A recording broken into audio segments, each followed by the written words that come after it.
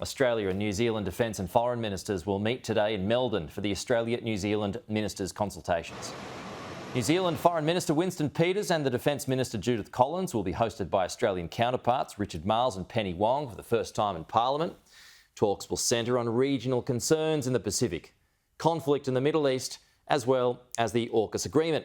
And joining us live now, New Zealand's Deputy Prime Minister Winston. Winston, it's good to see you. Thanks for your time this morning. So welcome here, by the way. What are you hoping for in these talks? Well, good morning. First of all, look, it's the first time we've had a chance together, the Defence and Foreign Ministers of both countries, to have a conversation since the last election governmental change in New Zealand. And it's seriously significant because Australia is our oldest and most trusted ally. And the sooner we get to understand with greater clarity what it is we are facing going forward in a very challenging world, the better. So what do you want to get out of Richard Marles today, Winston?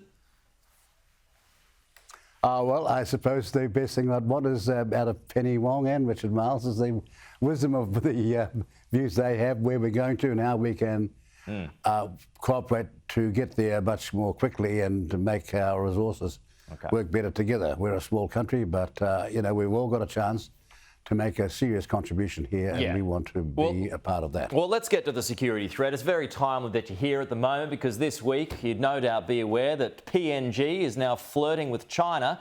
How concerned are you about that? Well, look, before we rush to make a comment, I'd like to know exactly what we're talking about, and you hear all these statements and comments that are being made, but the major focus of Australia and New Zealand, and dare I say it, all those countries that believe in democracy, the rule of law, the belief that people are entitled to their freedom of choice and opportunity.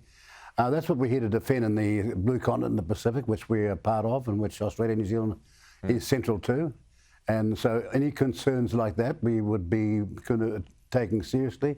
But let's find out what we're dealing with first before we rush to well, I guess respond. Yeah, look, I get it. We've already seen what's happened to the Solomon Islands, right? It's already been sewn up by China. Do you expect, more broadly, that China would continue to try and intervene in the Pacific moving forward, Pacific nations?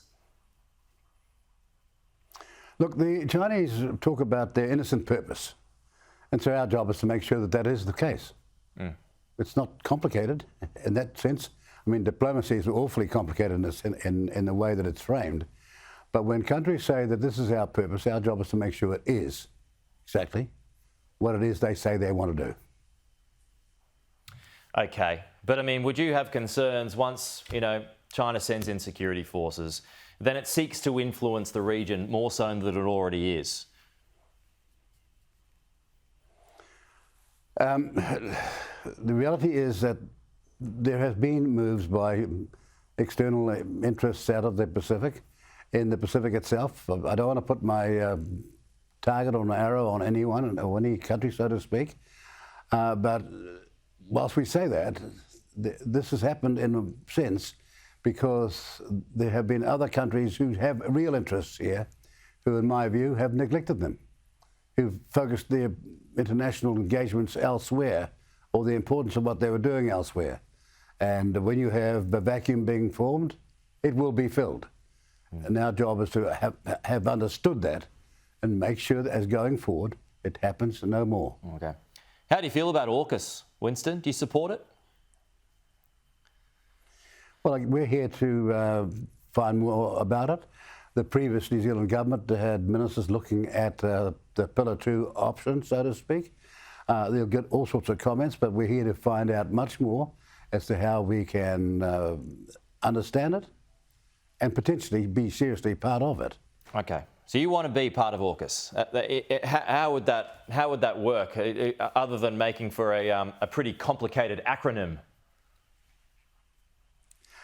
Well, let me say that we are one of 9 countries, including Australia, and there's not many of us, who've been a democracy holding regular elections, apart from wartime, since 1854, and us longer than most countries of those 9 as well.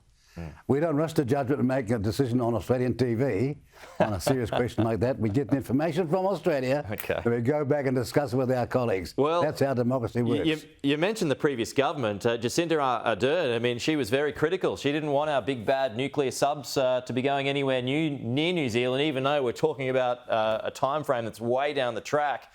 Do you have any problem with them?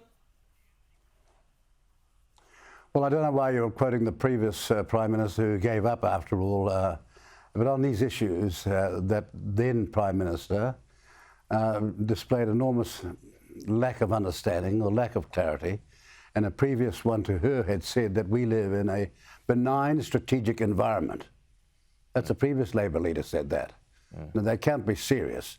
And if they had consulted with even their Australian Labor Party colleagues in Australia, they'd have found that that wasn't true.